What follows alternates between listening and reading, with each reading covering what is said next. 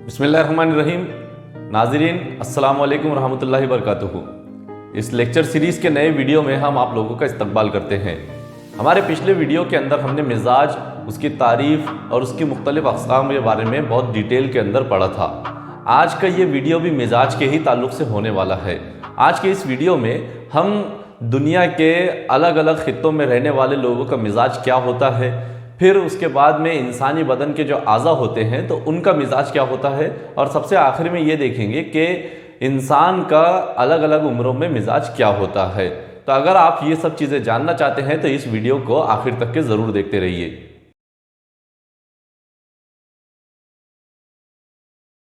कदीम अतिब्बा ने इस चीज़ के बारे में बहुत बहस की है कि इस दुनिया के किस खित्ते के लोगों का मिजाज सबसे ज़्यादा मोतदिल होता है या मोतदिल हकीकी से करीब तरीन होता है।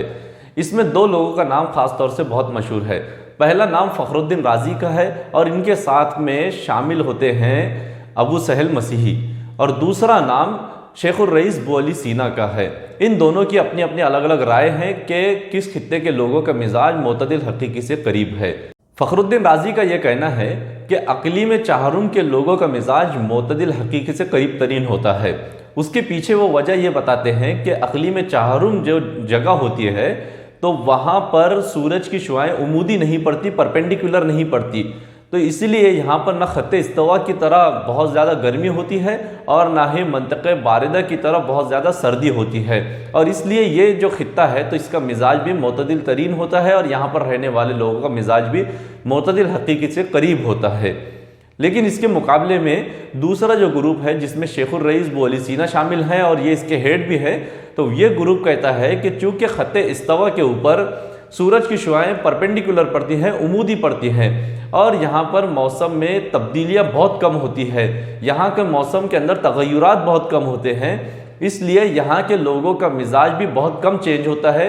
और इसीलिए ये कहते हैं कि यहाँ के लोगों का मिजाज यानी ख़त्ते इस्तवा के करीब के इलाकों का मिजाज सबसे ज़्यादा मोतदिल होता है और ख़त्ते इस्तवा से करीब रहने वाले लोगों का मिजाज भी मोतदिल हकीकी से करीब होता है।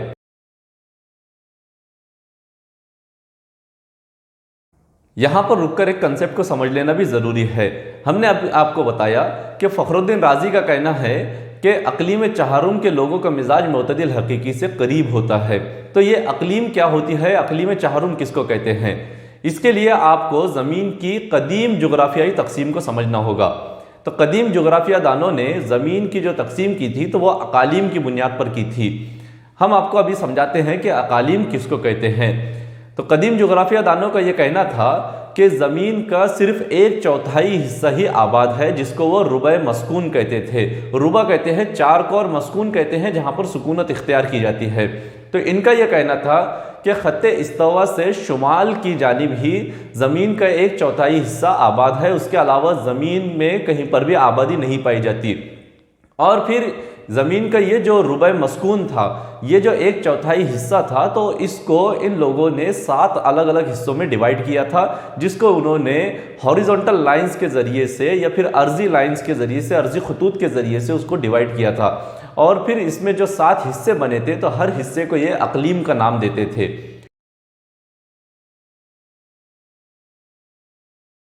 उसके मुकाबले में जो जदीद जोग्राफियाई तकसीम है और फिर बाद में जोग्राफिया दानों ने जो रिसर्च की ज़मीन के ऊपर, तो उसके बाद में ज़मीन की जदीद जोग्राफियाई तकसीम की गई। तो जदीद जोग्राफियाई तकसीम इस तरह से की गई कि ज़मीन को पहले तो बीच में दो हिस्सों में डिवाइड किया गया, जिसको हम ख़त्ते इस्तवा कहते हैं। फिर ऊपर की तरफ ख़त्ते सरतान है, नीचे की तरफ ख़त्ते जद्दी है, और फिर मंतक़े हार्रा है, और फिर मंतक़े मोतदिला है, फिर मंतक़े बारिदा है। इस तरह से ज़मीन की जदीद जोग्राफियाई तकसीम की गई। तो ज़मीन की जो कदीम जोग्राफियाई तकसीम थी, तो अतिब्बा ने भी ज़मीन को समझने के लिए उसी तकसीम का इस्तेमाल किया है, और इसीलिए फ़खरुद्दीन राज़ी ने यह कहा है कि अक़लीम चाहरुम के लोगों का मिजाज सबसे ज़्यादा मोतदिल होता है, मोतदिल हकीकी से करीब तरीन होता है।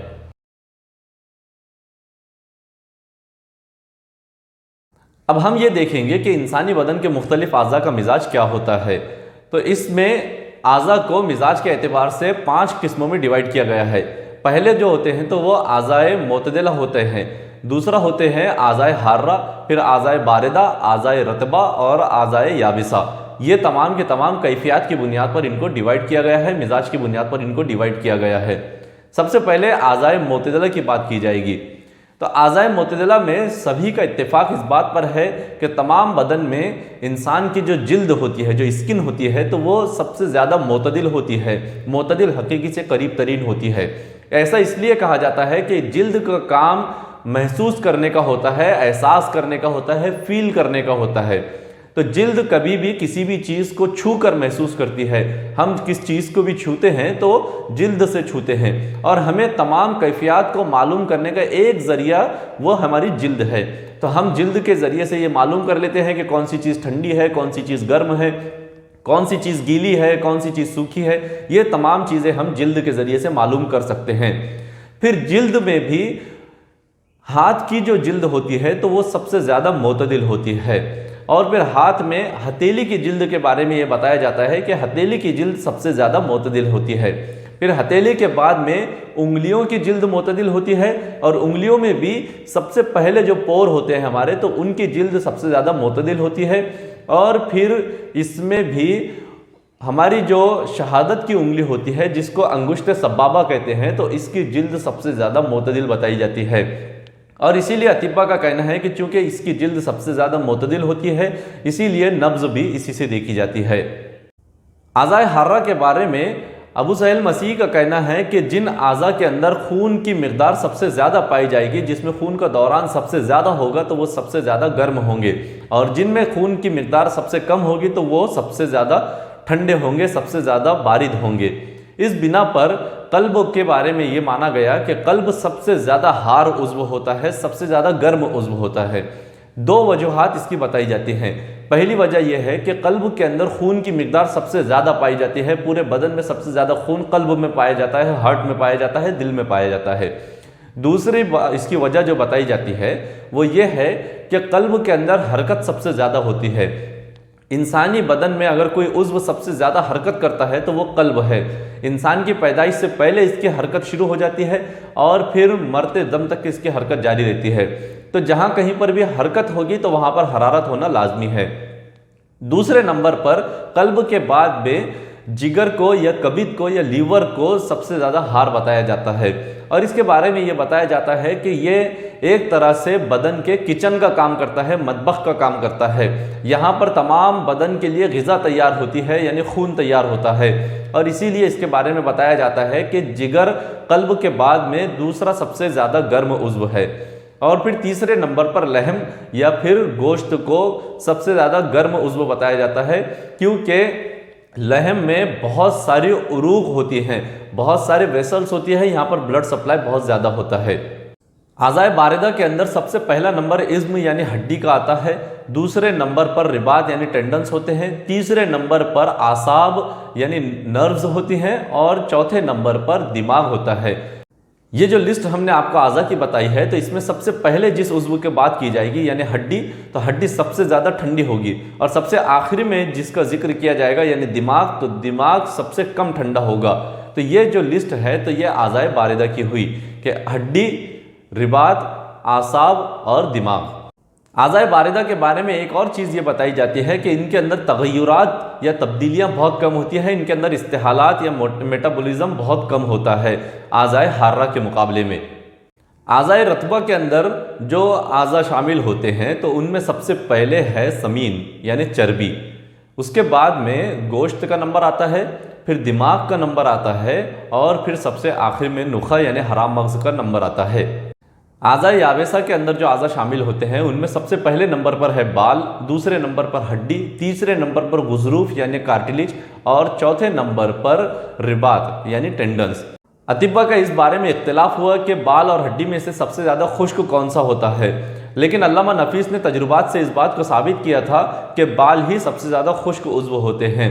तो चुनांचे अल्लामा नफीस ने क़रे अम्बीक एक एपरेटस होता है जिससे किसी भी चीज़ का रोगन हासिल किया जाता है, तो अल्लामा नफीस ने क़रे अम्बीक के अंदर अलग अलग वक्तों में बाल को और हड्डी को डालकर ये बताया था कि हड्डियों के ज़रिए से, हड्डियों से बहुत ज़्यादा रोगन हासिल होता है और बालों से बिल्कुल भी रोगन हासिल नहीं होता। इसलिए उन्होंने ये बताया था कि बाल सबसे ज़्यादा याबिस या सबसे ज़्यादा खुश्क होते हैं।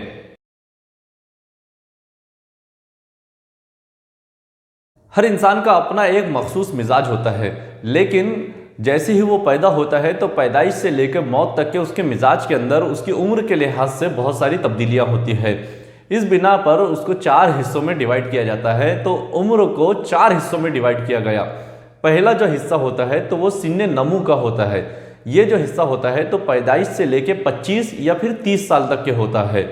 इसका जो मिजाज होता है तो वो हार रतब होता है। तो इसमें बदन बढ़ता रहता है, उसके अंदर नमू होती रहती है, और इसीलिए ये कहा जाता है कि चूंकि हरारत और रुतूबत किसी भी चीज़ को बढ़ाने में, फैलाने में मददगार होती है, तो सिन्ने नमू का जो मिजाज होता है तो वह हार रतब होता है। उसके बाद 25 या 30 साल की उम्र से 40 या 45 साल की उम्र तक के सिन्ने शबाब या सिन्ने वकूफ़ होता है। तो इसको सिन्ने शबाब इसलिए कहते हैं कि ये जवानी की उम्र होती है, और सिन्ने वकूफ़ इसलिए कहते हैं क्योंकि इसमें इंसान का बदन ना तो बढ़ता है ना फिर घटता है, बल्कि ये ठहरा हुआ होता है, इसके अंदर वक्फा होता है। इसका जो मिजाज होता है तो वो हार याबिस होता है, इसमें हरारत और यबूसत ज़्यादा होती है। इंसान की ज़िंदगी का तीसरा जो मरहला होता है तो वो 40 या 45 साल की उम्र से 60 या 65 साल की उम्र होती है। इसको सिन्ने कहूलत कहा जाता है, यानी अधेड़ उम्र। इस उम्र में इंसान के बदन के आज़ा ढलना शुरू होते हैं, उसका जवाल शुरू होता है, और इसका जो मिजाज होता है तो वो बारिद याबिस होता है। और चौथे नंबर पर 60 या 65 साल की उम्र से मौत तक का वक्फा होता है, मौत तक का अरसा होता है। इसको सिन्ने शेखुकत कहा जाता है, यानी बुढ़ापा। इस उम्र का जो मिजाज होता है तो वो बारिद रतब होता है। आज के इस वीडियो के अंदर इतना ही। हम उम्मीद करते हैं कि ये वीडियो आपको समझ में आया होगा, इसके कंसेप्ट्स आपको समझ में आए होंगे, और ये वीडियो आपको इंटरेस्टिंग भी लगा होगा। अगले वीडियो के अंदर आपसे इंशाल्लाह मुलाकात होगी। तब तक के लिए आपसे ये गुजारिश है कि व्हाट्सएप पर हमने जो ग्रुप बनाया है, जिसे हमने डाउट क्लियरेंस के लिए बनाया है और अपडेट्स के लिए बनाया है, जिसकी लिंक आपको नीचे डिस्क्रिप्शन में मिल जाएगी, तो उस ग्रुप को ज़रूर ज्वाइन करें, और हमारे इस चैनल को उन लोगों तक के ज़रूर पहुँचाएँ कि जो BOMS को अच्छी तरह से पढ़ना चाहते हैं, ऑनलाइन पढ़ना चाहते हैं। अस्सलामु अलैकुम रहमतुल्लाहि व बरकातुहू।